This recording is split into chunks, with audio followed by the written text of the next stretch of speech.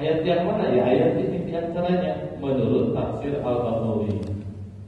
Bahkan nanti menurut beberapa penafsiran yang lain juga sama, bahwa ayat ini sebenarnya ada di dalam suhufnya Nabi Ibrahim dan suhuf Nabi Musa. Kita nggak pernah lihat, yang belum pernah ya. Saya sendiri belum pernah lihat seperti apa suhuf Nabi Ibrahim, suhuf Nabi Musa. Tapi ternyata dengan ngaji begini kita jadi tahu bagaimana sih isinya suhuf Nabi Ibrahim, suhuf Nabi Musa. Ya ini salah satu isinya. Allah taziru waziratun wizra ukhra. Mengapa demikian? Bapak Ibu hadirin yang dirahmati Allah Subhanahu wa taala. Di sini dikatakan bahwa faqala alla taziru waziratun wizra ukhra, bahwa orang yang berdosa itu tidak akan memikul dosa orang lain. Ay la tahmilu nafsun hamilatan hamlin ukhra. Seseorang itu tidak akan memikul beban orang lain. Artinya kalau seseorang itu melakukan kesalahan, ya dia tanggung sendiri. Tidak bisa misalkan seorang itu melakukan kesalahan, lalu tanggung jawabnya itu dibebankan kepada orang lain. Kurang lebih begitulah. Makanya wa ma'nahu la tukhadu nafsun bi ismi ghairiha. Artinya seseorang itu tidak akan ditindak, tidak akan disiksa disebabkan dosa yang lainnya. Dan pernyataan ini wa hadza ibtalu qawli mimman dhamana li Walid ibn al-Mughirah bi annahu yuqalu anhu ismi. Pernyataan ini atau penjelasan ini sekaligus membatalkan dominasi dari pernyataan Walid bin Mughirah bahwasannya seseorang itu akan memikul dosa orang lain. Nah ini satu pernyataan. Nah kemudian ada satu riwayat dari Ikrimah dari Ibnu Abbas qala kanu qabla Ibrahim alaihissalam yaquduna rajulu bidan bi ghairihi. Jadi seseorang itu dijadikan atau bisa ditindak, bisa disiksa disebabkan dosa yang lainnya. Karena rajulu yuqtalu bidan bi abihi wa ibnihi wa akhihi wa imratihi wa abdihi. Seseorang itu disiksa disebabkan karena dosa ayahnya, dosa anaknya, dosa saudaranya, dosa istrinya, termasuk juga dosa budaknya. Hatta kana Ibrahim panahahum an dzalika, sampai Nabi Ibrahim alaihissalam itu melarang mereka melakukan hal seperti itu. Wa balagahum anillahi, kemudian beliau pun menyampaikanlah kepada kaumnya, kaum Nabi Ibrahim, apa ayatnya? Allah taziru waziratun wizra ukhra. Bahwasanya seorang yang berdosa itu tidak akan memikul dosa orang lain. Nah ini asal mulanya. Jadi di zaman Nabi Ibrahim alaihissalam itu yang kita mungkin kalau sejarah yang paling terkenal atau kita sering dengar itu kan bagaimana Nabi Ibrahim alaihissalam menghancurkan berhala, kan begitu Bapak Ibu. Kemudian juga sejarah bagaimana Nabi Ibrahim alaihissalam ingin membuktikan siapa sebenarnya Allah Subhanahu wa taala. Namun di sisi lain dengan membaca ayat ini kita pun dapat pengetahuan tentang sejarah bahwa di zaman Nabi Ibrahim alaihissalam itu ada orang dihukum disebabkan dosa anaknya, dosa bapaknya, dosa istrinya, termasuk juga dosa hamba sahayanya.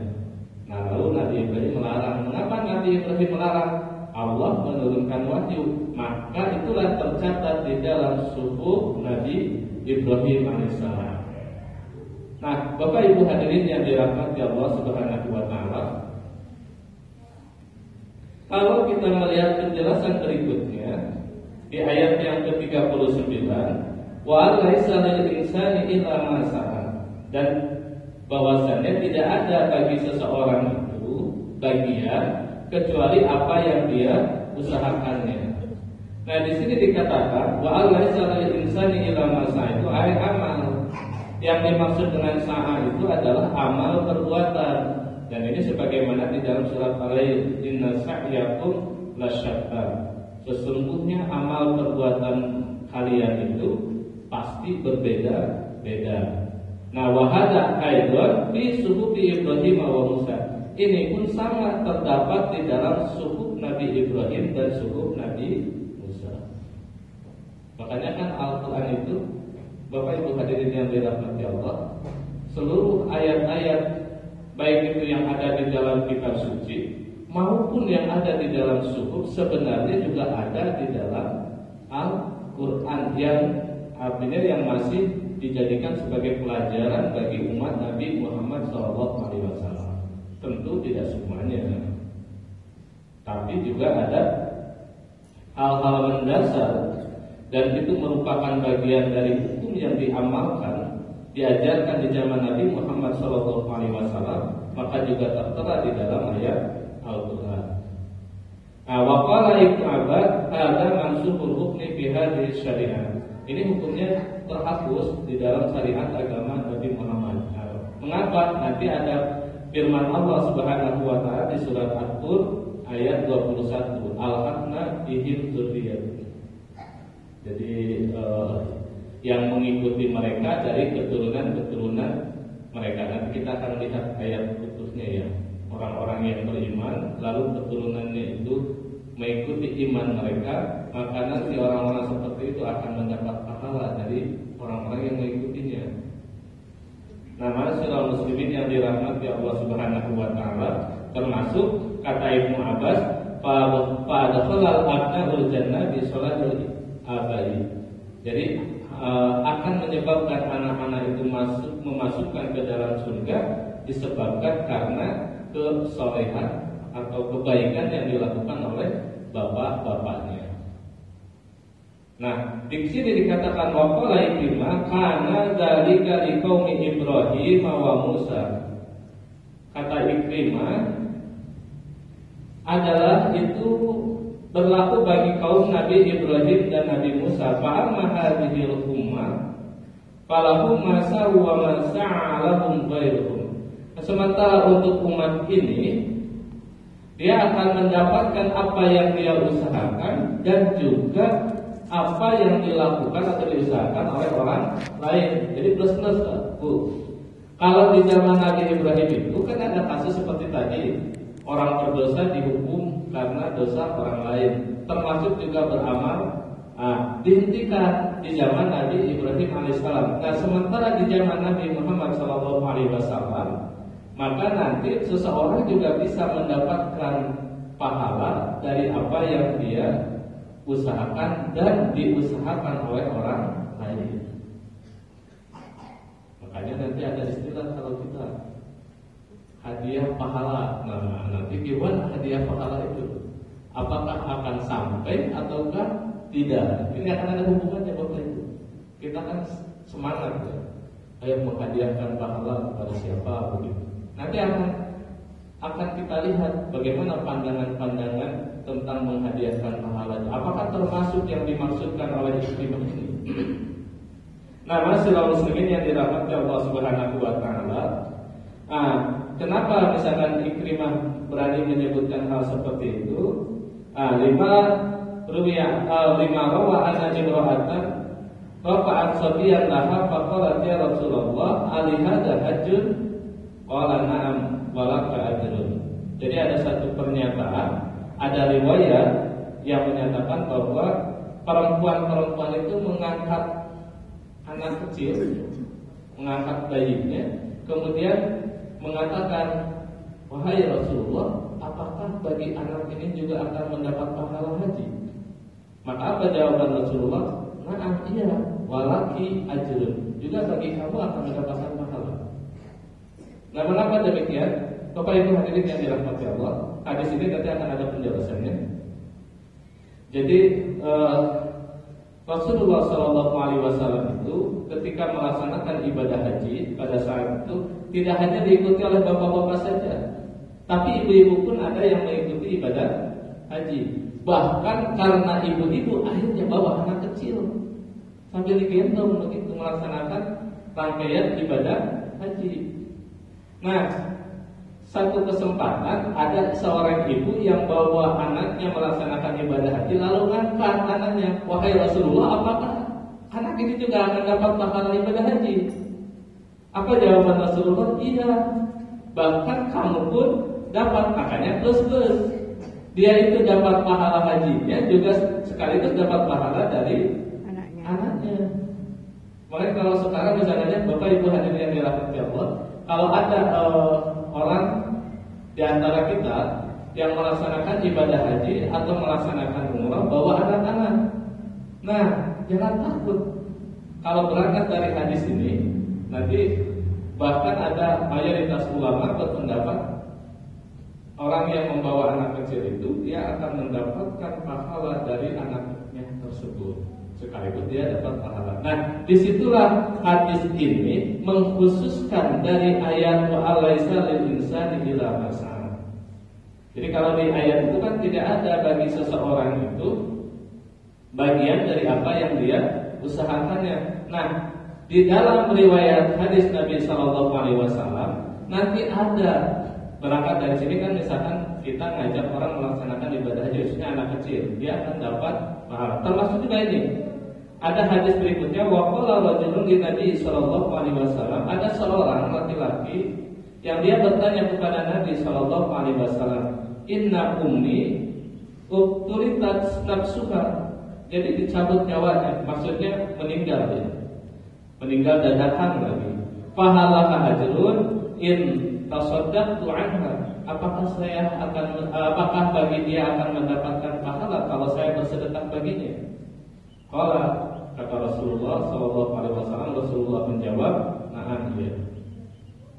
Nah, masyiral muslimin yang dirahmati Allah Subhanahu wa taala, dalam hal ini ulama-ulama itu berbeda pendapat. Ada istilahnya yang memahami ayat 39 itu sudah tidak ada lagi pahala yang akan diperoleh oleh seseorang kalau tidak dilakukan oleh dirinya sendiri. Kemudian juga yang kedua, nanti ada yang berpendapat ini ekstrem kanan, kemudian nanti ada ekstrem kiri. Apapun yang dilakukan oleh orang lain, selama itu ditujukan untuk kita nggak melakukannya, maka kita akan dapat pahala. Makanya nanti ada hubungannya dengan hadiah. Tapi nanti di sisi lain akan ada pemahaman ulama-ulama jalan tengah itu, tawasud itu, ada ayat Al-Quran, kemudian diikuti oleh hadis Nabi Sallallahu Alaihi Wasallam. Maka fungsi hadis ini bisa sebagai penjelas sekaligus juga pengkhususan. Pengkhususan itu begini. Ada misalkan amalan yang itu memang khusus untuk dirinya sendiri, tidak bisa kita ini misalkan ingin dapat pahala tapi dilakukan oleh orang lain. Tapi di sisi lain juga akan ada kita ini tidak melakukan satu amalan, tapi kita akan dapat pahala dari orang yang melakukan itu. Nah, apa syaratnya? Ada hadis Nabi Shallallahu Alaihi Wasallam yang menjelaskannya. Contohnya apa? Ya seperti ini, kasus orang yang dapat pahala haji dari anak kecil. Yang kedua, kasus orang yang bersedekah. Tapi nanti Bapak Ibu hadirin yang dirahmati Allah, kita harus lihat ada sebenarnya kriteria-kriteria kenapa kita ini akan dapat pahala dari orang lain. Nanti kita lihat di rentetannya. Soalnya begini, kalau misalkan kita mengikuti pendapat kalau dilakukan oleh orang lain semuanya kita akan mendapatkan bagian atau pahala, enak sekali. Nanti jangan-jangan misalkan ibu-ibu lagi sibuk masak ya, pas kebetulan azan maghrib, kompornya masih nyala, kemudian tanggung, pesan aja sama bapaknya, Pak, bapak kan ke masjid nanti sekalian ya sholatnya 2 kali dengan saya, begitu. Kata ibu-ibu lagi besar, karena itu begitu. Kalau misalkan kita ini membenarkan bahwa apa yang dilakukan oleh orang lain itu kita akan dapat pahala, kan bisa saja kalau ngakal-ngakal itu begitu. Nah, disitulah ulama-ulama yang berusaha untuk tidak ekstrem kanan, tidak ekstrem kiri, berpandangan kita lihat adanya dalil-dalil. Jadi tidak sembarangan begitu enak. Lagi sibuk-sibuk bapak-bapak rapat, Bapak tanggung rapat kalau sholatnya sekalian aja. Atau misalkan pas baca Quran sekalian aja, nanti biar dapat pahala Al-Quran, bacaan Al-Quran. Nah, masyaallah muslimin yang dirahmati Allah Subhanahu wa taala. Kemudian ada satu penjelasan dari Rabi bin Anas, wa an laisa lil insani illa ma sa'a, yakni al-fakir, bahwa yang dimaksud dengan orang yang tidak ada bagian bagi seseorang kecuali apa yang diusahakannya, itu yang dimaksud dengan orang tersebut adalah orang kafir. Mengapa? Fa'amal mu'minu falahu ma sa'a wa ma sa'alahu. Qila laisa lil kafir minal khairi illa ma amila huwa. Jadi kalau orang-orang yang beriman itu, dia akan mendapatkan pahala yang dia lakukan juga yang dilakukan oleh orang lain. Nah, sementara orang kafir itu tidak ada bagian, tidak akan dia itu mendapatkan kebaikan kecuali apa yang diusahakan. Fayusabu alaihi fid dunya hatta la yaqulu fil akhirati khair. Bahkan dikatakan bagi orang-orang kafir itu, dia tidak akan mendapatkan pahala di akhirat. Dia hanya diberikan pahalanya itu di dunia saja, sehingga tidak akan ada sedikit pun pahala di akhirat. Nah, kemudian di sini dikatakan wajar anna Abdullah bin Ubay kana aqal Abbas qamisan al-basawiyah. Pernah ada satu riwayat bahwa Abdullah bin Ubay ini dia memberikan Ibnu Abbas kemeja atau baju yang dikenakannya. Falamma mata arsala Rasulullah sallallahu alaihi wasallam qamisahu liyaqinahu bi. Ketika dia itu meninggal, maka Rasulullah memberikannya kembali untuk dijadikan kain kafan. Falam yaqalahu hasanatun fil akhirati bisabu alaiha. Makanya dengan demikian dia tidak dapat lagi kebaikan-kebaikan di akhirat. Jadi tidak ada lagi kebaikan-kebaikannya di akhirat, sehingga dia akan diberikan pahala dengan itu. Selesai di dunia kalau orang-orang kafir itu. Makanya kalau ada orang kafir misalkan bagi sembako, orang kafir mengadakan bakti sosial, ya kebaikannya itu hanya di dunia saja. Apa yang sifatnya dunia, di akhirat tidak dapat apa-apa. Orang beriman dapat. Nah, masyaallah muslimin yang dirahmati Allah Subhanahu wa taala, dari beberapa penjelasan ini, ulama-ulama yang menilai bahwa ada amalan yang dilakukan oleh orang lain, kemudian kita akan berdampak. Orang yang orang yang tidak melakukan itu dapat dampak dari orang yang melakukannya tadi, orang lain tadi. Ini sesuai dengan ayat di surat At-Tur ayat 21. Kalau Ibnu Abbas, beliau menilainya sebagai nasib. Jadi menghapus ayat tadi secara hukum, ya, secara hukum syariat. Di mana firman Allah, "A'udzubillahi minasyaitonir rajim. Walladzina amanu wa tabi'athum dzurriyyatuhum biimanin alhaqna bihim dzurriyyatahum wa ma 'alatnahum min 'amalihim min syai' kullu imrin bima kasaba rahin." Dan orang-orang yang beriman dan yang anak cucu mereka mengikuti mereka dalam keimanan, kami hubungkan anak cucu mereka dengan mereka, dan kami tiada mengurangi sedikit pun dari pahala amal mereka. Tiap-tiap manusia terikat dengan apa yang dikerjakannya. Makanya kalau orang tua, kita sebagai orang tua, kalau mengajarkan kebaikan kepada anak, itu harus berebut waktu dengan gurunya. Kalau misalkan mengajarkan ngaji, kalau bisa kita ini jangan menyerahkan secara bersurat, sudahlah saya serahkan aja sama gurunya. Nanti yang dapat pahala gurunya itu, bukan harusnya gimana? Kita juga di rumah, terutama kalau kita ingin dapat pahala jariah ngajinya anak kita, ajarkan di rumah. Selain di sekolah juga di rumah. Kenapa? Biar kita dapat pahala juga. Jadi kan ayat mengajarkan siapapun orang tua yang mengajarkan keimanan lalu mengikuti, dia akan dapat pahala. Makanya Wali Songo itu, orang-orang yang menyebarkan Islam pertama kali di Indonesia ini, beliau itu benar-benar ahli surga insya Allah. Mengapa? Islamnya kita juga karena beliau. Nah, tentu kita tidak boleh mengkultuskan, apalagi minta-minta. Tapi mereka itu orang-orang yang luar biasa, pendakwah Islam yang luar biasa, yang mengajarkan tentang iman kepada kita. Tidak langsung kan kepada kita, tapi kepada siapa? Nenek moyang kita.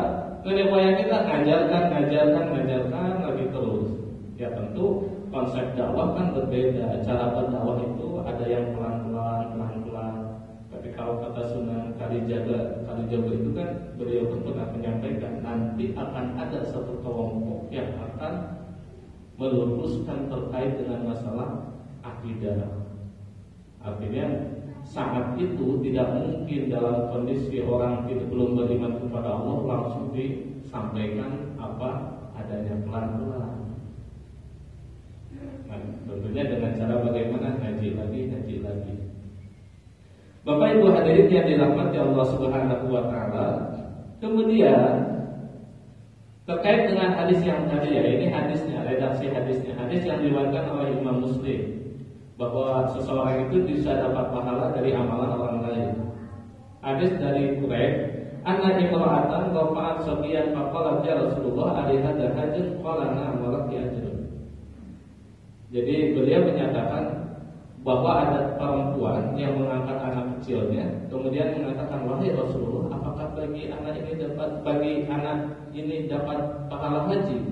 Maka Rasulullah menjawab, nah betul, walaki ajrun, plus kamu juga dapat pahala. Bagaimana ini penjelasannya? Kalau kita lihat di dalam Syarah An-Nawawi tentang penjelasan hadis ini kan penjelasan bahwa Rasulullah SAW itu ketika beliau melaksanakan ibadah haji, orang-orang yang pergi bersama Rasulullah SAW itu diantaranya adalah anak perempuan dan anak-anak. Dan yang dimaksud dengan anak-anak mereka itu adalah masih kecil sekali, sobi, yang masih digendong.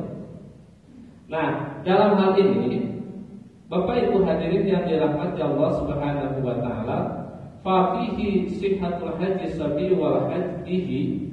Ini kata wa madhab Maliki wa Syafi'i wa Ahmad wa ulama kafah min sahabati wa tabi'in wa min ba'dihim annahu yasihul hajj sabiyi wa yusabu alaihi wa yatarattab alaihi ahkamul haji al-baligh illa annahu la yajihi an fatil Islam fa idza balagha ba'da dzalika wastata'a lazimah. Jadi dikatakan di sini ulama-ulama mazhab Maliki, kemudian juga Syafi'i, Imam Ahmad bin Hanbal, bahkan hampir keseluruhan dari kalangan sahabat dan tabi'in, mereka punya pendapat bahwa sah hajinya anak kecil. Jadi anak kecil ikut haji, anak kecil ikut umrah, begitu sah haji dan umrahnya. Bahkan termasuk hukum-hukum yang mengikat terkait dengan pelaksanaan ibadah haji dan umrahnya juga ya mengikat, kalau mau melaksanakan harus diikuti begitu. Makanya kan anak kecil yang ikut itu kalau pas pakai pakaian ihram, ya pakaikan pakaian ihram, karena itu mengikat agar dapat pahala haji atau umrah. Tapi dia tidak boleh dikenakan kewajiban menjalankan ajaran Islam. Baru nanti kalau dia sudah dewasa, maka kenalah kewajiban ajaran Islam. Bisa dipahami Bapak Ibu. Jadi gini, kalau kita ibaratkan sholat, ada anak kecil, ibu-ibu misalkan nyuruh anak-anak, kamu sholat ke masjid misalkan. Anak itu sholat dengan baik, mulai dari takbiratul ihram sampai salat, selesai sholat. Nah, kita nyuruh anak kita melaksanakan sholat, kita ini dapat pahala sholat anak itu. Tapi anak itu kan belum punya kewajiban untuk melaksanakan sholat itu, belum. Baru nanti setelah dewasa dia punya kewajiban untuk melaksanakan sholat. Nah, begitu pula dengan haji. Nah, ini beda. Jadi gak semua sepakat. Ada di antaranya wa qala Abu Hanifah Abu Hanifah dan jumhur faqala la yasihu lahu ifrad wa la hajj wa la sawaba fihi wa la yatarattab 'alaihi syai'un min ahkamil hajj. Qala wa inna ma yahudu bihi. Jadi dikatakan demikian. Kalau kata Abu Hanifah, dia tidak sah melaksanakan ihramnya, hajinya, bahkan dia juga tidak akan mendapatkan pahala dan juga tidak terikat dengan aturan-aturan hukum dalam melaksanakan ibadah haji. Adapun dia melaksanakan ibadah haji itu hanya sekedar untuk latihan, kemudian juga untuk belajar, kemudian juga untuk menjauhkan dari hal-hal yang madharat. Jadi intinya itu hanya untuk belajar saja. Dan ini sebagaimana beliau berpendapat wa kadzalika la tasihu sholatuhu wa inna ma yu'maru biha lama zakarnahu wa kadzalika indahu sayyidul ibadah. Jadi adapun dia itu misalkan diperintahkan untuk melaksanakan sholat, itu kan kita, tugas kita hanya mengingatkannya, termasuk juga untuk seluruh ibadah-ibadah yang lainnya. Ini kata Imam Abu Hanifah. Terus mana yang benar? Nah, yang benar was-shawab madhhabul jumhur li hadis Ibnu Abbas radhiyallahu anna imra'atan rafa'at sabiyyan faqalat ya Rasulullah ali hadza hajan qala na'am. Wallahu a'lam, katanya begitu di dalam Syarah An-Nawawi. Jadi yang benar adalah penjelasan dari ulama-ulama jumhur. Artinya kebanyakan para ulama tadi yang menganggap dia akan tetap dapat pahala sebagaimana hadis Nabi SAW. Jadi kan kalau berbeda pendapat itu biasa saja. Masyaallah muslimin yang dirahmati Allah Subhanahu wa taala. Kemudian kalau kita melihat terkait dengan masalah sedekah, mari kita lihat hadis-hadis. Bolehkah kita bersedekah atas nama orang lain, khususnya biasanya orang tua kita ya? Apakah akan mendapatkan pahala atau tidak? Nah, nanti kita lihat biar kita tahu seperti apa sebenarnya kriteria orang yang akan mendapat pahala sedekah itu. Nah, kita lihat beberapa hadis Nabi SAW. Ini hadis yang diriwayatkan oleh Imam Bukhari. Kalau di dalam riwayat Imam Bukhari, anna rajulan qala lin Nabi sallallahu alaihi wasallam inna ummi uqtulitas nafsuha wa adunnuha law takallamat tasaddaqat fahalaha ajrun in tasaddaqtu anha qala. Ada seorang laki-laki, dia berkata kepada Rasulullah sallallahu alaihi wasallam, jadi menyampaikan kepada Rasulullah SAW, ibuku meninggal dunia dadakan, dan aku menduga seandainya dia sempat berbicara, dia akan bersedekah. Apakah dia akan memperoleh pahala jika aku bersedekah untuknya? Beliau menjawab, ya benar. Bapak Ibu, kita pahami hadis ini. Kira-kira si ibu itu ahli sedekah atau tidak? Ahli sedekah. Bukan orang yang pelit, dia ahli sedekah. Ini kalau kita lihat riwayat Imam Bukhari. Kemudian kalau kita lihat riwayat dari Sunan Abu Dawud, anna imra'atan, kalau tadi laki-laki kan ya, kalau ini perempuan. Anna imra'atan qalat ya Rasulullah inna ummi uqtulitat nafsuha walaula dzalika la tasaddaqat wa 'aqqat apa yusi'u an atasaddaqa anha. Faqala Nabi sallallahu alaihi wasallam, fatasaddaqi anha. Seorang perempuan berkata kepada Rasulullah sallallahu alaihi wasallam, sesungguhnya ibuku meninggal tiba-tiba. Jika terjadi hal tersebut, jika tidak terjadi hal tersebut, niscaya ia telah bersedekah. Maksudnya apa? Meninggalnya itu masih ada jejak gitu ya. Apakah saya bersedekah untuknya? Maka apa jawaban Rasulullah SAW? Ya, bersedekahlah untuknya. Ini diriwayatkan oleh Abu Dawud. Sama-sama sumbernya dari Aisyah, tapi yang menyampaikan itu kalau di Bukhari laki-laki, kalau di Abu Dawud siapa? Perempuan. Kalau kita boleh berandai memperkirakan, ini jangan-jangan adik kakak yang menyampaikan itu, sama-sama adik kakak, sama-sama menyampaikan kepada Aisyah tentang masalah ini, karena kan kasusnya juga kurang lebih sama. Nah, kemudian kalau di An-Nasa'i, kalau di dalam An-Nasa'i ada hadis anna rajulan qala li Rasulillah sallallahu alaihi wasallam inna ummi uqtulitas nafsuha wa innaha law takallamat tasaddaqat apa tasaddaqu anha. Faqala Rasulullah sallallahu alaihi wasallam na'am fatasaddaqu anha.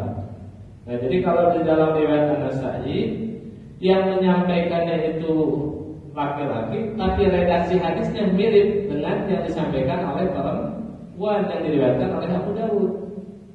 Nah, jadi bahwasannya ada seorang laki-laki berkata kepada Rasulullah, sesungguhnya ibuku telah meninggal secara tiba-tiba. Sekiranya dapat bicara, niscaya dia akan bersedekah. Apakah aku boleh bersedekah untuknya?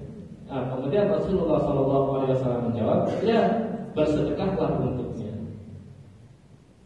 Masyaallah muslimin yang dirahmati Allah Subhanahu wa taala, dari redaksi hadis ini coba kita lihat ya. Ada kriteria sebenarnya.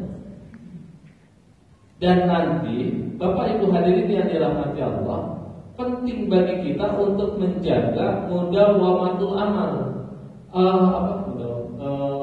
Melakukan amal perbuatan yang sifatnya terus menerus berkesinambungan. Mengapa? Nanti akan ada hadis-hadis Nabi Sallallahu Alaihi Wasallam kalau kita hubungkan antara kasus orang bersedekah ini dengan kasus mudawamatul amal, kemudian dihubungkan lagi dengan pahala yang akan sampai kepada orang yang tidak melaksanakan tadi. Ini sebenarnya secara tidak langsung ada usaha yang dilakukan oleh orang tersebut, hanya kebetulan sudah meninggal dunia. Nah, kasus coba misalnya seperti ini. Mengapa Rasulullah SAW membenarkan tentang bolehnya bersedekah bagi si ibu itu? Karena ada apa? Ada hal yang melekat, ada sifat yang melekat yang dilakukan oleh si ibu tadi, bahwa dia adalah seorang ahli sedekah. Permasalahannya dalam hidup kita sekarang ini, ada orang tua bakhilnya naudzubillah, hartanya banyak, tidak pernah dikeluarkan, tiba-tiba anaknya pengen berbuat baik. Saya pengen bersedekah atas nama bapak saya, ini nyampe tidak?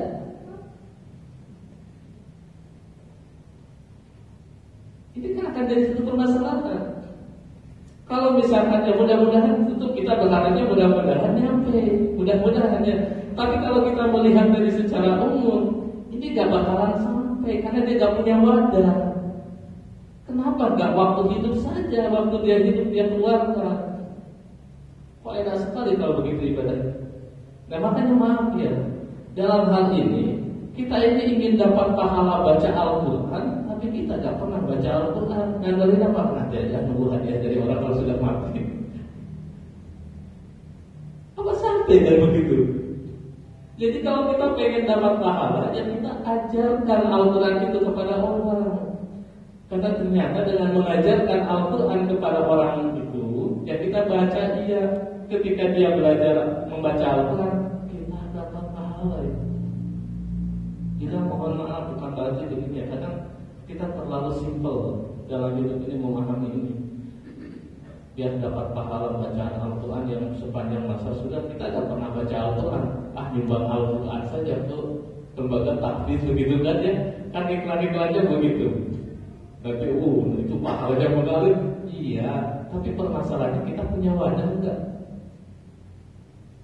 Kalau begitu enak orang kaya dong. Gak pernah baca Al-Quran, gak pernah apa-apa gitu. Yang penting nyumbang itu sampai aja tiba-tiba di alam kubur dapat pahala. mau terus, dapat gagal terus, rekeningnya masuk terus begitu. Ya nggak begitu juga. Makanya kalau kita lihat dari dalil ini, pasti ada usaha dan ikhtiar yang dilakukan oleh orang itu. Nah, masyaallah muslimin yang dirahmati Allah Subhanahu wa taala. Makanya memahami dalil-dalil seperti ini wajar kalau ada istilahnya penjelasan bahwa wa alaisa lil insani illa ma sa'a, tidak ada pahala bagi orang yang diperoleh bagi orang kalau itu tidak dilakukan oleh usahanya sendiri. Paling tidak harus ada ikhtiarnya dulu walaupun hanya sedikit. Sehingga wajar kalau ada yang mengatakan, maaf misalkan hadiah pahala bacaan Al-Quran itu tidak sampai. Ibnu Katsir ketika mengutip pendapatnya Imam Syafi'i tidak sampai. Justru malah Imam Ahmad bin Hanbal yang mengatakan pahala itu akan sampai. Wallahu a'lam. Tapi kalau saya melihat, siapa sih yang akan menerima itu? Siapa yang tidak akan sampai itu? Kadang yaitu kita ini, jangan-jangan kita ini saking terlalu percaya dirinya, pas baca Al-Quran juga pas baca Al-Fatihah pas menghadiahkan. Coba banyak kan Bapak Ibu, orang gak pernah sholat, maaf betul ini kondisi yang sebenarnya harus kita dekati masyarakat seperti ini, karena bagian dari objek dakwah yang harus kita seru dengan pelan-pelan. Banyak orang itu kan gak sholatnya masih bolong-bolong, tapi kalau diajak urusan misalkan tahlilan, kemudian hadiahan, mesti semangat. Dan ujung-ujungnya saat beliau baca surat Al-Fatihah kan dihadiahkan juga. Dihadiahkan untuk orang yang sudah meninggal dunia. Nah itu kalau semuanya dihadiahkan, kita dapat apa? Karena dianya adalah untuk hadiahan. Kita menghadiahkan, kita tidak dapat apa-apa nanti. Nah tentu gak begitu ya. Mudah-mudahan saja tetap dapat pahala. Tapi secara logika ya akan begitu. Sementara yang meninggal, apakah dia dapat hadiah itu? Wallahu a'lam juga. Gak ada yang pasti kok. Buktinya para ulama berbeda pendapat terkait dengan masalah sampai dan tidaknya. Makanya yang jelas pasti itu ajarkan Al-Quran, ajak orang untuk baca Al-Quran, maka nanti insya Allah akan nyampe. Mereka beribadah untuk dirinya sendiri, tidak menghadiahkan. Jadi tidak ada niatan menghadiahkan. Tapi dengan kita ngajarkan itu, kita ngajak itu, maka kita dengan sendirinya dapat pahala. Kenapa? Masih ada usaha kita. Nah disitulah pentingnya kita ini, penting mudawamatul amal. Coba kita lihat ya, misalkan ada hadis Nabi Sallallahu Alaihi Wasallam yang diriwayatkan oleh Imam Muslim. Qala Rasulullah Sallallahu Alaihi Wasallam, ahabbul a'mal ila Allah Ta'ala adwamuha. Wa in qala wa kanat Aisyah idza 'amilatil amal lazimathu. Jadi amalan yang paling dicintai Allah itu adalah yang terus-menerus meskipun sedikit. Nah, Al-Qasim berkata, dan Aisyah, bila ia mengerjakan satu amalan, maka ia akan menekuninya. Artinya terus-menerus. Ini satu, itu yang dicintai oleh Allah Subhanahu wa taala. Kemudian yang kedua, hadis yang diriwayatkan oleh Ibnu Majah, waladzi dhahaba min nafsihi sallallahu alaihi wasallam ma mata hatta kana aktsaru salatihi wa huwa jalisun wa kana ahabul amal ilaihi al-amal as-salih alladzi yaqumu alaihi al-'abdu wa kana yasira. Demi zat yang mencabut jiwa Nabi sallallahu alaihi wasallam, beliau tidak meninggal hingga kebanyakan sholat yang beliau lakukan adalah dengan duduk. Dan amalan yang paling beliau sukai adalah amal soleh yang dikerjakannya secara rutin oleh seorang hamba meskipun sepele atau ringan. Nah, jadi ini dorongan-dorongan dari Rasulullah SAW, pentingnya bagi kita untuk menjaga amal yang mudawam. Kenapa demikian, Bapak Ibu? Ini ada dampaknya. Apa dampaknya? Kita lihat hadis yang diriwayatkan oleh Imam Ahmad. Ini hadis sahih. Insyaallah hadisnya hadis sahih. Qala Rasulullah sallallahu alaihi wasallam, innal abda idza kana ala tariqatin hasanatin minal ibadah summa marida ila li mawaladil muwakkili bihi uktub lahu misla amalihi idza kana tariqan hatta tutbiqahu aw aqfitahu ilayhi. Rasulullah SAW bersabda, sesungguhnya seorang hamba jika ia berada pada jalan yang benar dalam ibadahnya, kemudian ia sakit, maka dikatakan kepada malaikat yang menjadi wakilnya. Jadi malakul muwakil, malaikat yang mencatat amal perbuatannya itu, catatlah bentuknya seperti amalan yang dikerjakannya sewaktu masih sehat hingga ia jatuh sakit atau meninggal dunia. Makanya Bapak Ibu hadirin yang dirahmati Allah Subhanahu wa taala, kalau kita ini misalkan terbiasa puasa Senin Kamis, terus puasa Senin Kamis, gak pernah ketinggalan, tiba-tiba diponis oleh dokter, ibu sakit, bapak sakit, yang menyebabkan tidak bisa melaksanakan atau dilarang melaksanakan puasa Senin Kamis. Karena sakitnya itu Bapak Ibu hadirin yang dirahmati Allah, karena kita pun merasa kecewa. Biasanya orang kalau sudah terbiasa itu kecewa, pasti Allah Subhanahu wa taala memerintahkan kepada malaikat yang mencatat amal perbuatan kita, catatlah seperti dia sehat. Kenapa? Karena pas ketemu hari Senin, ketemu pas hari Kamis, dia akan berpikir, ya Allah, ini sudah hari Senin lagi, ini sudah hari Kamis lagi, sayang rasanya. Nah, inilah yang dimaksud dengan pentingnya mudawamatul amal. Jadi kalau dicabut nyawanya, itu dicatat oleh Al-Quran tadi sampai dia meninggal. Bukan sekedar sampai dia sehat, sampai dia meninggal. Makanya dengan demikian wajar kalau ada hadis Nabi SAW, ketika ada orang ahli sedekah, dia tidak keburu bersedekah, anaknya minta, ya Rasulullah, apakah saya harus bersedekah? Apakah boleh saya bersedekah dan orang yang meninggal itu dapat pahala? Bersedekah, dia dapat pahala. Kenapa? Dia terbiasa bersedekah, ngalir terus. Orang bakhil, gak pernah bersedekah, tiba-tiba dia dapat pahala, enak tak begitu. Panggil orang panggil orang miskin sebanyak-banyaknya, anaknya bagi-bagi sedekah untuk bapak, ya tahu sampai atau tidak. Seharusnya ya anaknya saja bersedekah.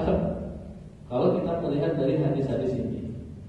Nah, masyarakat muslimin yang dirahmati Allah Subhanahu wa taala. Kemudian juga ada hadis yang menguatkan ini ya. Ada hadis Nabi SAW. Ini qala sami'tu Abu Burda wasmahahu wa Yazid bin Abi Kabsyah di safarin faqala Yazid yasumu fi safarin faqala lahu Abu Burda sami'tu Abu Musa miraran yaqul qala Rasulullah sallallahu alaihi wasallam idza maridal 'abdu aw safara kutiba lahu islama kana ya'malu muqiman sahihan. Aku mendengar Abu Burda pernah bersama dengan Yazid bin Abi Kabsyah dalam satu perjalanan di mana Yazid tetap berpuasa dalam safar. Lalu Abu Burda berkata, aku sering mendengar berkali-kali Abu Musa berkata, Rasulullah SAW bersabda, jika seorang hamba sakit atau bepergian lalu beramal, ditulis baginya pahala seperti ketika dia beramal sebagai mukim atau dalam keadaan sehat. Artinya seperti tadi ya, kita misalkan pahala orang yang puasa, contohnya seperti itu. Kemudian juga contoh lain ini keberuntungan nih bagi bapak ibu yang biasa sholat malam. Hadisnya hadis diriwayatkan oleh Abu Dawud di Sahih. Ada hadis, anna Rasulullah SAW qala ma min ri'in takun lahu salatun bil laili yaghlibuhu 'alaiha an-naum illa kutiba lahu ajru salatihi wa kana naumuhu 'alaihi sadaqah. Tidaklah seorang yang terbiasa melaksanakan salat malam kemudian dia tertidur tidak mengerjakannya, melainkan akan dicatat pahalanya salat malam dan tidurnya dianggap sedekah baginya. Enak kan ini Bapak Ibu? Kalau kita terbiasa sholat malam, ini yang terbiasa. Kalau kita terbiasa sholat malam, satu kesempatan kita ini misalkan capek sekali, tiba-tiba pulang ke rumah nggak sempat lagi kita sholat malam, langsung tidur. Pas bangun dengar azan, oleh Allah orang seperti itu dicatat tetap melaksanakan sholat malam. Tidurnya itu sedekah bagi yang biasa sholat malam. Bagaimana kalau yang nggak biasa? Ya enggak. Itu hanya bagi yang terbiasa setiap malam sholat malam. Sekali-sekali ya enggak juga. Kalau sekali-sekali ini bagi yang terbiasa. Makanya jaga Bapak Ibu, walaupun hanya 1 rakaat saja, itu jaga sholat malam itu. Karena kalaupun tidak tertidur, insya Allah tidurnya sedekah. Enak kan? Sudah tenang, sudah santai, sudah istirahat, sedekah lagi tidurnya dinilai. Itu tidur yang berpahala itu. Kalau kita terbiasa ibadah. Nah, dari sini Bapak Ibu hadirin yang dirahmati Allah Subhanahu wa taala, maka kalau kita melihat hadis Nabi sallallahu alaihi wasallam tentang misalkan anna Rasulullah sallallahu alaihi wasallam idza matal insanu inqata'a anhu 'amaluhu illa min salasatin illa min shadaqatin jariyatin aw ilmin yutaqawwi aw waladin shalihin yad'ulahu. Jadi dikatakan di dalam riwayat ini, apabila seorang meninggal dunia, terputuslah seluruh amalannya terkecuali 3. 1 sedekah jariyah, yang kedua ilmu yang bermanfaat, yang ketiga adalah anak yang soleh yang mendoakan. Sedekah jariyah seperti tadi, walaupun hanya 1000, ditanya punyanya cuma 1000, tapi tiap pagi kita sedekah gitu ya, tiap pagi masukkan di kotak amal, walaupun punyanya cuma 1000. Itu kalau terus menerus insya Allah itu pahalanya itu, walaupun kita sudah meninggal dunia. Ada orang lagi bangun masjid, kita sumbang berapapun itu, ngalir itu. Jangan takut sedekah jariyah itu. Tapi lagi-lagi, makanya kalau kita pengen dapat pahala yang ngalir itu, biasakan kita juga bersedekah. Sudahlah, yang sekarang bagaimana mau perkaya dulu, nanti biarkan yang sedekah anak-anak, kirim pahala sedekah. Iya kalau sampai. Dan kita dulu yang didahulukan itu bersedekah dulu. Nanti kalau pas anak-anak kita, misalkan kita sudah meninggal dunia, anak-anak bersedekah atas nama kita, karena amal baik yang selama ini kita lakukan, yang selalu kita contohkan pada anak-anak, insya Allah kita dapat pahala. Itulah yang dimaksud ada berkesinambungannya. Nah, kemudian yang kedua terkait dengan masalah ilmu, ada hadis Nabi Sallallahu Alaihi Wasallam. Saya bacakan terjemahnya biar waktunya cukup. Ada seorang laki-laki datang kepada Nabi Sallallahu Alaihi Wasallam seraya berkata, wahai Rasulullah, jalan kami telah terputus karena hewan tungganganku telah mati. Oleh karena itu, bawalah saya dengan hewan tunggangan yang lain. Maka beliau bersabda, saya tidak memiliki hewan tunggangan yang lain. Tiba-tiba ada seorang laki-laki yang berkata, wahai Rasulullah, saya dapat menunjukkan seseorang yang dapat membawanya, memperoleh penggantinya.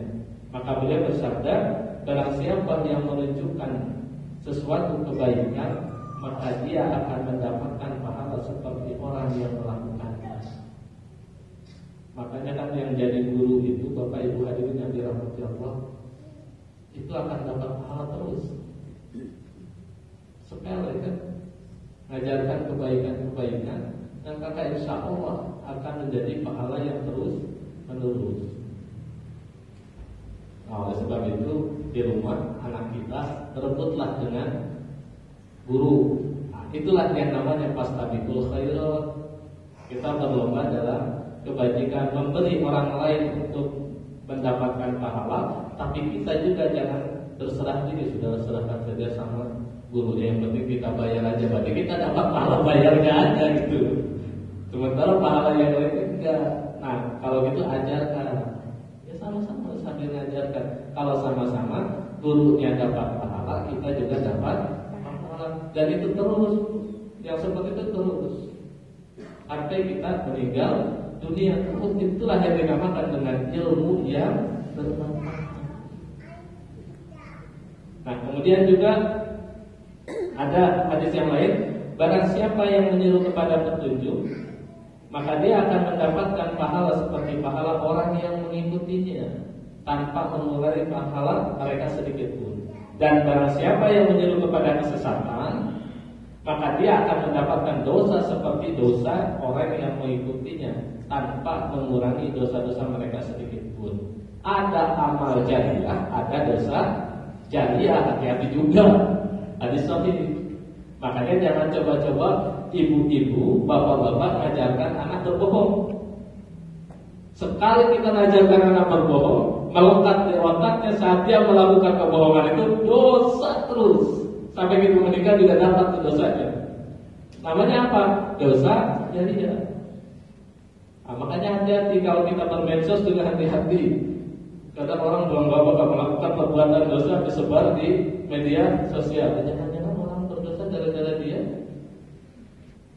di media sosial itu, oh berarti dia dapat dosa seterusnya. Nah itulah berhati-hati kita. Jadi di sisi lain kita akan mendapatkan pahala amal jariah, di sisi lain juga kita bisa saja dapat dosa jariah. Ngalir terus. Nah kemudian juga ada riwayat yang lain. Rasulullah SAW bersabda, siapa yang mensunnahkan sunnah kebaikan, lalu dia ikuti atasnya, maka dia mendapatkan pahala dan seperti pahala orang yang mengikutinya, tanpa mengurangi pahala mereka sedikit pun. Dan barang siapa yang mensunnahkan sunnah kejelekan, lalu dia ikuti atasnya, maka dia mendapatkan dosanya dan dosa orang yang mengikutinya, tanpa mengurangi dosa mereka sedikit pun. Makanya hati-hati bikin iklan, tapi iklannya dosa isinya. Sama itu dengan melakukan dosa tersebut. Misalkan dosa apapun itu, kita kan sekarang ini karena kepentingan dunia, karena kepentingan harta, uang begitu, akhirnya secara tidak langsung kalau kita bikin iklan dan ternyata iklan itu menjerumuskan orang untuk berbuat dosa, seumur hidup kita dapat, bahkan sampai meninggal dunia. Itu namanya dosa jariah.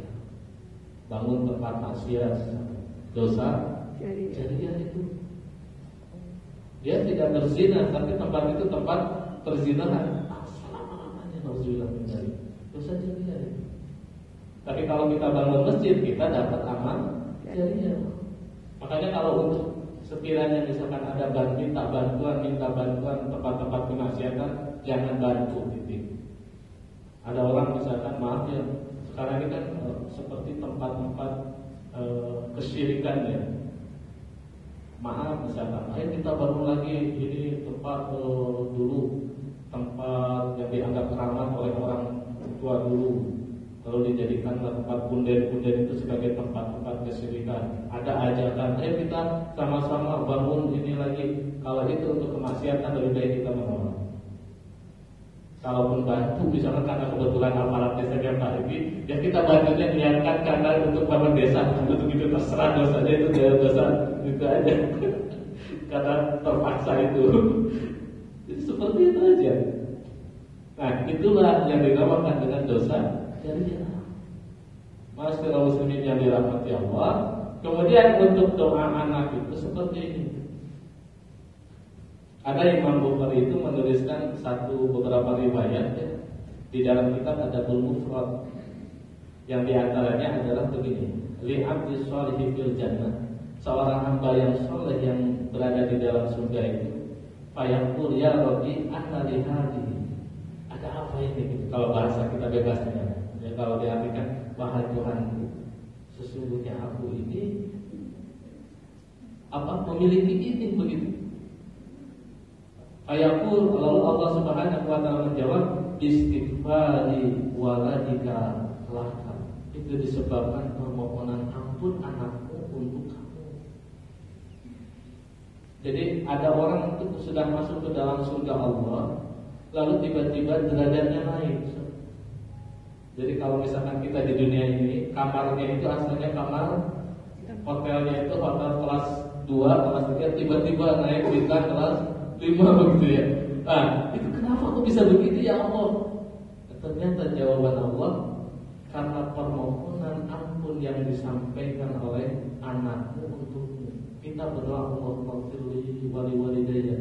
Terus itu doa seperti itu orang tua kita sudah meninggal dunia, derajat kemuliaan orang tua kita itu naik terus. Makanya kan di dalam riwayat yang lain, turfa'u limayyitin ba'da mautihi darajatuhu fayaqulu ay rabbi ayyu syai'in hadhihi. Diangkat bagi seorang yang mayit setelah meninggalnya derajatnya. Lalu dia berkata, wahai Tuhan, ada apa ini? Ini apa? Begitu saking kagetnya. Apa fayuqal? Lalu dikatakan kepada dia, waladuka yastaghfiru laka. Anakmu memohonkan ampun untuk kamu. Makanya kalau kita misalkan orang tua kita sudah meninggal dunia, doa saja Allahumma firli, Allahumma firlahu. Kita mau doa seperti itu, itulah yang sebenarnya akan mengangkat derajat orang tua, dan itu yang diajarkan. Maka dari situlah masyarakat muslimin yang dirahmati Allah Subhanahu wa taala, mengapa anak bisa seperti itu? Ini lagi-lagi pasti orang tuanya itu ada usaha untuk menjadikan anak itu anak soleh. Dan gampang juga menjadikan anak, apa istilahnya, anak mau mendoakan kita, pasti ada ikhtiar. Nyuruh anak itu ngaji, mendidik anaknya dengan baik, maka insya Allah anak itu nanti akan mendoakan kalau kita ingin derajat yang tinggi. Nah, dari situlah maka ada amalan itu yang pahalanya akan terus mengalir itu, ya tentunya tidak terlepas dari apa yang selama ini kita lakukan selama hidup. Di antaranya adalah amal jariah, sedekah jariah. Yang kedua, ilmu yang bermanfaat tadi. Yang ketiga adalah anak yang soleh yang mendoakan. Jadi bukan pahalanya yang nambah ya. Jadi istilahnya tiba-tiba saja ngangkat derajatnya karena permohonan ampunan. Bisa jadi karena permohonan ampunan yang disampaikan oleh anak kita, lalu Allah menghapuskan dosa-dosa kita. Karena terhapusnya dosa kita itulah akhirnya derajat kita naik selama bukan dosa hak Adam. Bapak Ibu hadirin yang dirahmati Allah, saya kira ini dulu nanti kita dalam kesempatan pagi ini. Kurang lebihnya mohon maaf yang sebesar-besarnya. Wallahu a'lam bishawab. Saya akhiri dulu. Bila bisa bilang assalamualaikum warahmatullahi wabarakatuh. Boleh tanya Pak sebentar. Oh, silakan lanjut aja ya. Ada ibu-ibu ya. Silakan. Assalamualaikum warahmatullahi wabarakatuh. Waalaikumsalam. Ini menyimpang dari tema tadi Pak ya, masalah puasa Dzulhijjah. Yang afdal itu 1 hari atau 10 hari? Gimana? Puasa Dzulhijjah itu yang afdal itu 1 hari atau 10 hari? Ya, itu, Pak. Baik, terima kasih. Saya langsung jawab aja. Memang ada hadis Nabi Shallallahu Alaihi Wasallam. Di antara amalan yang paling utama itu adalah amal soleh yang dilakukan di 10 hari di awal bulan Dzulhijjah, tanggal 1 sampai tanggal 10. Nah, apakah itu termasuk seluruh amal soleh dalam arti amal soleh yang ibadah mahdhah, ataukah amal soleh secara umum yang ibadahnya ghairu mahdhah? Kalau yang mahdhah itu misalkan seperti sholat, puasa, itu kan tata caranya sudah ditentukan, kurban gitu. Apakah seperti itu? Ataukah misalkan amal soleh secara umum, apapun itu? Nah, di sini memang terjadi perbedaan pendapat ulama. Yang pertama, kalau misalkan kita melihat dari kasus itu, ada ulama yang berpendapat satu, untuk ibadah-ibadah tertentu, ibadah-ibadah mahdhah atau ibadah-ibadah tertentu, maka ikutilah berdasarkan dari hadis-hadis sahih, dan itu betul-betul dicontohkan oleh Rasulullah Sallallahu Alaihi Wasallam. Ketika itu dicontohkan oleh Rasulullah Sallallahu Alaihi Wasallam, maka berlakulah ibadah itu untuk di 10 hari pertama khusus yang tertentu tadi. Misalkan contoh masalah puasa tadi, ini tertentu. Kalau kita mau ibadah, ya puasanya puasa yang tertentu. Contoh misalkan puasa Daud sampai kepada hari terakhir. Kalau misalkan bagaimana kalau puasa tiap hari? Nah, kalau puasa tiap hari ini ada perbedaan pendapat. Karena Rasulullah SAW tidak mencontohkan, hanya berangkat dari dalil amal soleh. Bukankah puasa itu amal soleh? Akhirnya berangkat dari pemahaman itu, orang menganggap ini kan berlaku untuk seluruh amal soleh, baik itu ibadah tertentu ataukah ibadah yang umum begitu. Tapi di sisi lain, orang yang berpendapat seperti ini nanti akan terkena. Bagaimana kalau hukum puasa tanggal 8 Zulhijjah? Puasa tanggal 9 Zulhijjah, seluruh ulama masyru secara hadis sahih semua. Tapi tanggal 8 Zulhijjah ini terjadi khilafiyah. Bahkan ada yang sampai membid'ahkan. Maaf ya, ini secara keilmuan. Ada yang membid'ahkan, kenapa? Karena itu hadisnya dhaif. Tapi di sisi lain ulama yang membid'ahkan ini berangkat dari hadis itu, dia membenarkan puasa tiap hari. Pada dalilnya mana? Begitu. Nah, di majelis tadi dipahami yang dimaksud dengan amal soleh itu, amal soleh secara umum ada pun untuk ibadah-ibadah tertentu. Ambillah yang benar-benar dicontohkan amalan tertentu itu. Misalkan kita ambil tanggal 9 Zulhijjah untuk puasanya. Yang lainnya silakan aja. Kalau mau kita bisa puasa Daud atau Senin, Kamis begitu. Karena itu sudah tertentu. Mengapa demikian juga? Contoh lain misalnya terkait dengan masalah penyembelihan hewan kurban. Kan tetap kan bahkan sampai-sampai tidak boleh hewan kurban itu disembelih sebelum melaksanakan sholat.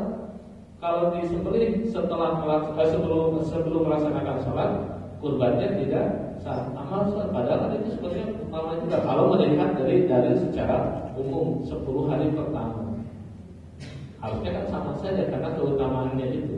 Tapi ternyata juga tidak. Nah, dari situ Bapak Ibu hadirin yang dirahmati Allah Subhanahu wa taala, untuk ibadah-ibadah tertentu atau ibadah-ibadah makhluk, maka kita kalau mau mengikuti pendapat ulama yang berpendapat hanya sesuai dengan petunjuk apa yang pernah dilakukan oleh Rasulullah SAW. Kita boleh beribadah yang baik. Ibu-ibu itu memuliakan suami itu kan jauh lebih utama daripada pahala puasa sunnah. Di 10 hari pertama itu muliakan suaminya dengan yang lebih lagi gitu ya. Dirajakan gitu suami. Itu jauh lebih utama itu.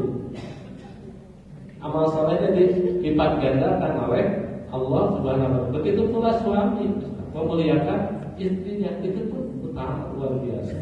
Nah, ini untuk amal yang sifatnya umum. Begitu. Tapi kalau misalkan mau mengikuti pendapat yang tadi, pokoknya saya pengen puasa tiap hari karena itu kan amal, silakan. Hanya sekali lagi, yang puasa tiap hari itu tidak ditunjang oleh dalil tertentu. Itu hanya pendapat karena memahami dalil yang mengatakan beramal soleh di 10 hari pertama itu merupakan hal yang paling utama. Allah SWT. Kalau nanya saya secara pribadi, saya pilih yang ada dalil. Saya bisa beramal soleh yang lain untuk terkait 10 hari pertama itu. Begitu. Ada lagi untuk itu? Ada?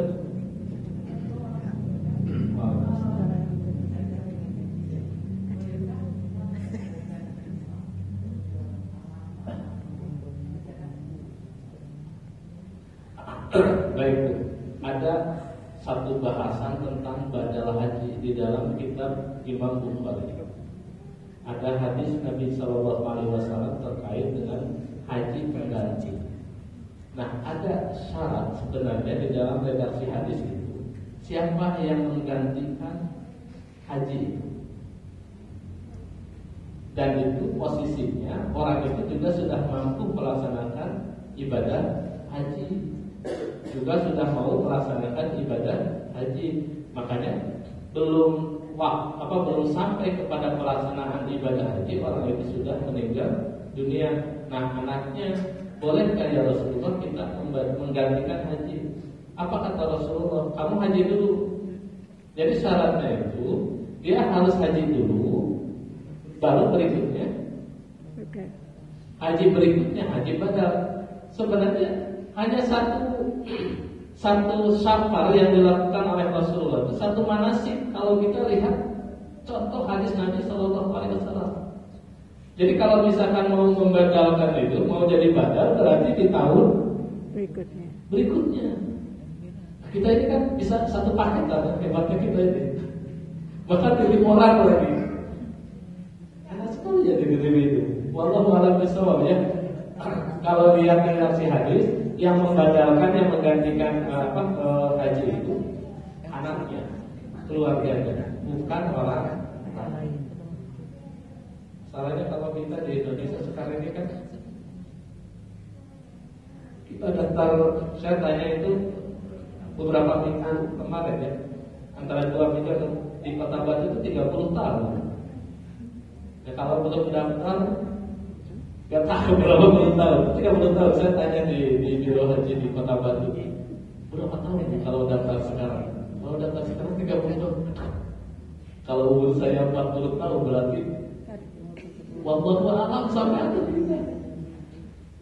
Jadi kalau menggantikan, makanya wajar kalau di Malaysia itu lebih lama lagi. Ternyata di Malaysia anak-anak kecil ini oleh orang tuanya yang sudah memang mampu begitu sudah didaftar.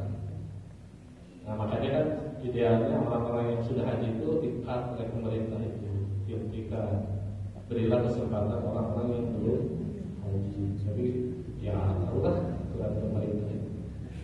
Akhirnya kan lama. Begitu Bu ya. Jadi idealnya yang menghajikan itu adalah anaknya. Bagaimana kalau menyuruh orang lain? Wallahu a'lam bishawab. Saya nggak berani jawab mengiyakan karena secara dalil harus anaknya. Sama. Ya karena itu satu paket.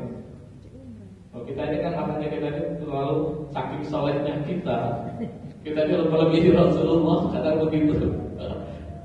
Sudah urusannya itu adalah urusan dia dengan Allah. Karena itu masalah ibadah makhluk. Kalau ibadah makhluk itu harus ditunjang dengan dalil-dalil yang sharih dan sahih.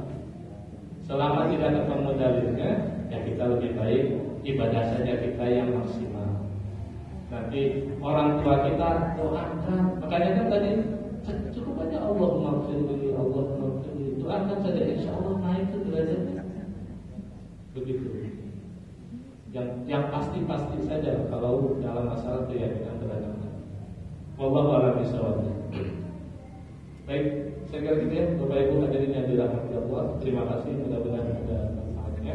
Saya akhiri. Assalamualaikum warahmatullahi wabarakatuh.